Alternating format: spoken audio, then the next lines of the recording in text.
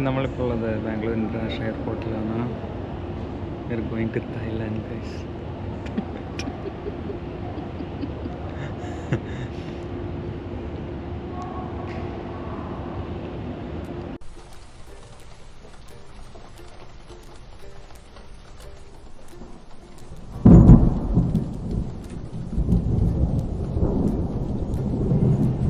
Hello, എല്ലാവർക്കും നമസ്കാരം.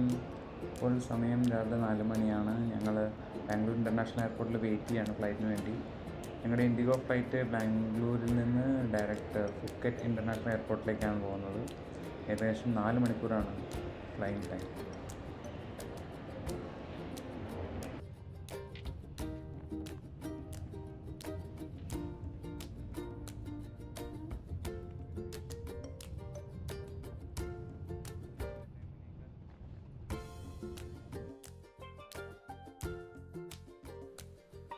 നമ്മൾ ഇപ്പോൾ ഇറങ്ങിയത് ഫുക്കറ്റ് ഇൻ്റർനാഷണൽ എയർപോർട്ടാണ്. ഇതൊരു ഇൻ്റർനാഷണൽ എയർപോർട്ട് ആയതുകൊണ്ട് തന്നെ നമുക്ക് ഇമിഗ്രേഷൻ എല്ലാം ഇവിടെ തന്നെ ഉണ്ട്.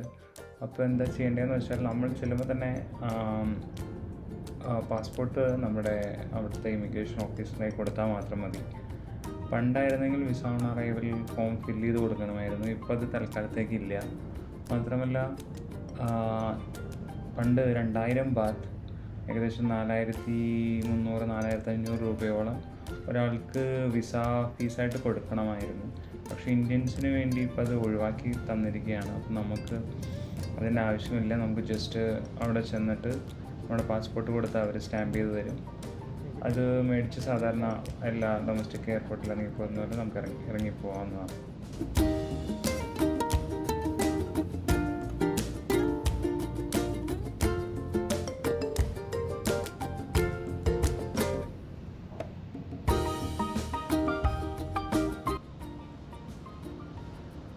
തായ്ലൻഡിൽ വന്നപ്പോൾ ആദ്യം ഞാൻ ശ്രദ്ധിച്ചത് ഇവിടുത്തെ ഭൂപ്രകൃതിയാണ്.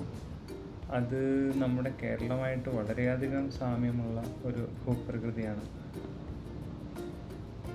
ഇവിടുത്തെ മരങ്ങളെല്ലാം ഏകദേശം കേരളമായിട്ട് വളരെ സാമ്യമുള്ള മരങ്ങളാണ്. വട്ട, മാവ്, പ്ലാവ് എല്ലാം ഉണ്ട്. എന്നെ അതിശയിപ്പിക്കുന്നതെന്ന് ഞാൻ കണ്ടുപിടിച്ചത് ഈ ചെത്തിയാണ്. റോഡിൻ്റെ സൈഡിൽ നിൽക്കുന്നത് നമ്മുടെ നാട്ടിൽ അതേ ചെത്തി തന്നെയാണ് വെട്ടി നിർത്തിയിരിക്കുകയാണ്. നല്ല ഭംഗിയോടെ അവർ കാത്ത് സൂക്ഷിക്കുന്നു.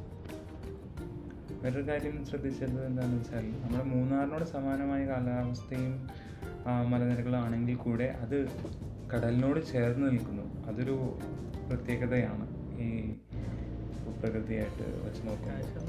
പിന്നെ ടൂറിസ്റ്റുകളെ ആകർഷിക്കാനും ടൂറിസ്റ്റുകൾക്ക് വേണ്ടി ഒരുപാട് ഷോപ്പുകളും സുവനീർ കടകളും അതുപോലെ തന്നെ റിസോർട്ടുകളും ഒരുപാടുണ്ട്.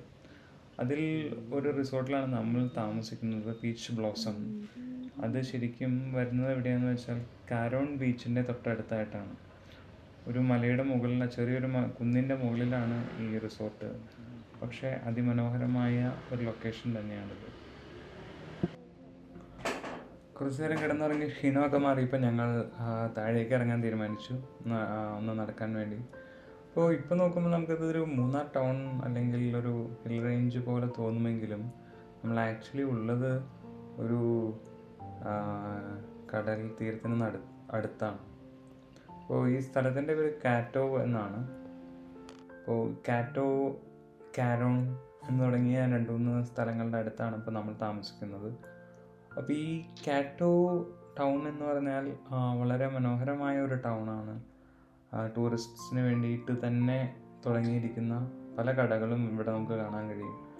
പ്രത്യേകിച്ചും പല ടൈപ്പ് സുവനീർ ഷോപ്പുകൾ, ബീച്ച് ആക്സസറീസ് വിൽക്കുന്ന ഷോപ്പുകൾ, പിന്നെ അതുപോലെ തന്നെ international cafe, multinational cafe, Starbucks അല്ലെങ്കിൽ ബർഗർ കിങ്, അങ്ങനത്തെ കഫേകളും ഉണ്ട്. മാത്രമല്ല തായ്ലാൻഡ് ടൈപ്പ് വിഭവങ്ങൾ വിൽക്കുന്ന ചെറിയ കടകളും വലിയ കടകളും ഒക്കെ ഉണ്ട്. അപ്പോൾ വേറൊരു എടുത്തു പറയേണ്ട കാര്യം, ഈ പ്രദേശം വളരെ മനോഹരമായിട്ടാണ് മെയിൻറ്റെയിൻ ചെയ്തുകൊണ്ടിരിക്കുന്നത്. റോഡും വഴിയോരങ്ങളൊക്കെ വളരെ ക്ലീനാണ്.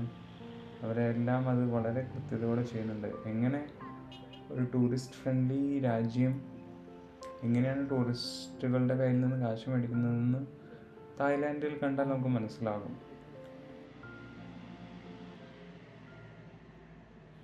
ഒരു കാര്യം പറയാതെ വയ്യ, ഒരു ടൂറിസ്റ്റ് ഡെസ്റ്റിനേഷൻ എങ്ങനെ ഇരിക്കണമെന്ന് ഉള്ളതിന് ഉത്തമ മാതൃകയാണ് തായ്ലാൻഡ്.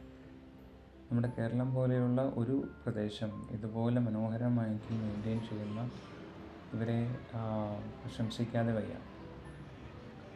പലതരത്തിലുള്ള റെസ്റ്റോറൻറ്റുകൾ, കഫേകൾ എല്ലാം ടൂറിസ്റ്റുകളെ മാത്രം ഉന്നം വെച്ചുകൊണ്ട് തുടങ്ങിയിട്ടുള്ളതാണ്. അതിലൊന്നാണ് നമ്മൾ ഈ കാണുന്ന റെസ്റ്റോറൻറ്റ് അല്ലെങ്കിൽ ഒരു ഫുഡ് കോർട്ട്. പല ടൈപ്പുള്ള ഫുഡ് ഇരുന്ന് കഴിക്കാൻ പറ്റുന്ന ഒരു ടൈപ്പ് റെസ്റ്റോറൻറ്റ് അല്ലെങ്കിൽ കഫേയാണ് നമ്മൾ കാണുന്നത്. ഇപ്പോൾ നമ്മൾ പോകുന്നത് കാറ്റോ ബീച്ചിലേക്കാണ്. കാറ്റോ ബീച്ച് വളരെ ചെറിയൊരു ബീച്ചാണ്, പക്ഷേ വളരെ മനോഹരമായ ബീച്ചാണ്. ഞങ്ങൾ താമസിക്കുന്നതിന് തൊട്ടടുത്ത് തന്നെയാണ്. ഏകദേശം 10 മിനിറ്റ് വാക്ക് മാത്രമേ ആവശ്യമുള്ളൂ ഇവിടെ എത്താൻ. എന്നിരുന്നാൽ കൂടി വളരെ മനോഹരമായൊരു ബീച്ചാണ്. ഞങ്ങൾ ചെന്നപ്പോൾ സൺസെറ്റ് ഓൾറെഡി കഴിഞ്ഞിരുന്നു.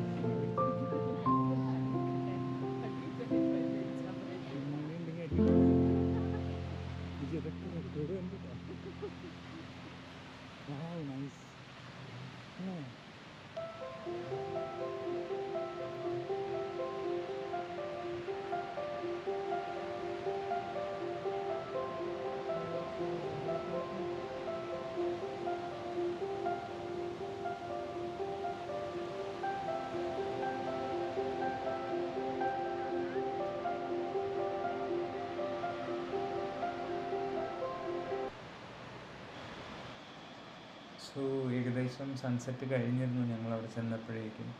അപ്പോൾ നമുക്കിവിടെ നിന്ന് നോക്കിയാൽ വേറൊരു ചെറിയൊരു ഐലൻഡ് കാണാം. ആ ഐലൻഡിൻ്റെ പേര് കോ ഫു ഐലൻഡ് എന്നാണ്. ഈ ഫുക്കറ്റിന് ചുറ്റും ഇതുപോലുള്ള ചെറിയ ചെറിയ ഒരുപാട് ഐലൻഡുകളുണ്ട്. അപ്പം നാളത്തെ നമ്മുടെ മെയിൻ അജണ്ട എന്ന് പറഞ്ഞാൽ ഈ ഐലൻഡുകളൊക്കെ കാണുക എന്നുള്ളത് തന്നെയാണ്. അപ്പോൾ അതിനെപ്പറ്റി നമുക്ക് നാളെ കൂടുതൽ സംസാരിക്കാം. ഇന്ന് ഞങ്ങൾ ഈ ബീച്ചിൽ ഏകദേശം 10-15 മിനിറ്റോളം സ്പെൻഡ് ചെയ്തു. ഇരുട്ടായി തുടങ്ങിയപ്പോൾ ഞങ്ങൾ പതുക്കെ തിരിച്ച് നടക്കാൻ തുടങ്ങി.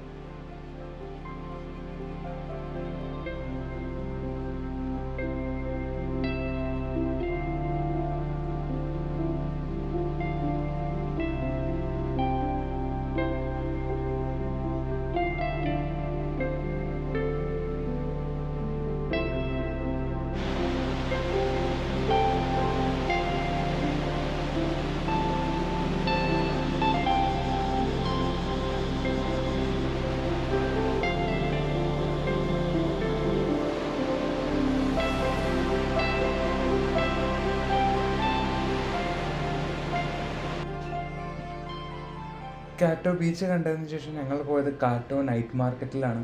അപ്പോൾ അവിടെ ഒരുപാട് ഭക്ഷണശാലകളും ഒരുപാട് ഷോപ്പുകളും ഉണ്ട്, വസ്ത്രങ്ങൾ വിൽക്കുന്നതും ഷൂ വിൽക്കുന്നതുമായിട്ടുള്ള. അപ്പോൾ ഞങ്ങളതെല്ലാം കുറച്ച് നേരം അതിലൂടെ നടന്ന് കണ്ടു. മാത്രമല്ല മെയിനായിട്ട് അവിടെ ഉള്ളത് നമ്മുടെ നോൺ വെജ് ഭക്ഷണം, ബാർബിക്യൂ ഗ്രിൽ അതുപോലത്തെ ഭക്ഷണങ്ങളാണ്, ഷവർമ തുടങ്ങിയ ഭക്ഷണങ്ങളാണ് കൂടുതലായിട്ടും ഉള്ളത്. പക്ഷെ ഞങ്ങളവിടെ നിന്ന് തൽക്കാലം ഒന്നും കഴിച്ചില്ല. ഞങ്ങൾ അവിടെ അടുത്തുള്ള ഒരു ഇന്ത്യൻ റെസ്റ്റോറൻറ്റിൽ നിന്നാണ് ഭക്ഷണം കഴിച്ചത്. പക്ഷേ ഈ മാർക്കറ്റ് മെയിനായിട്ട് ടൂറിസ്റ്റുകളെ അട്രാക്ട് ചെയ്യാൻ വേണ്ടി ഉള്ളതാണ്. ഇരുന്ന് കഴിക്കാനൊക്കെ ഒരുപാട് സ്ഥലമുണ്ട്. അപ്പോൾ കുറച്ച് നേരം കാറ്റോ നൈറ്റ് മാർക്കറ്റിലൂടെ നടന്ന് ഞങ്ങൾ പിന്നെ തിരിച്ചു പോയത് റൂമിലേക്കാണ്. കാരണം നാളെ ഞങ്ങൾക്ക് രാവിലെ നേരത്തെ എഴുന്നേൽക്കേണ്ടതുണ്ട്. കാരണം ഏകദേശം 7 മണിക്ക് ക്യാബ് വരും പിക്കപ്പ് ചെയ്യാൻ. അപ്പം നാളെ നമ്മൾ കുറച്ച് ഐലൻഡുകളാണ് വിസിറ്റ് ചെയ്യാൻ പോകുന്നത്. അപ്പോൾ അത് കാണാൻ വേണ്ടി stay tune. Thank you so much.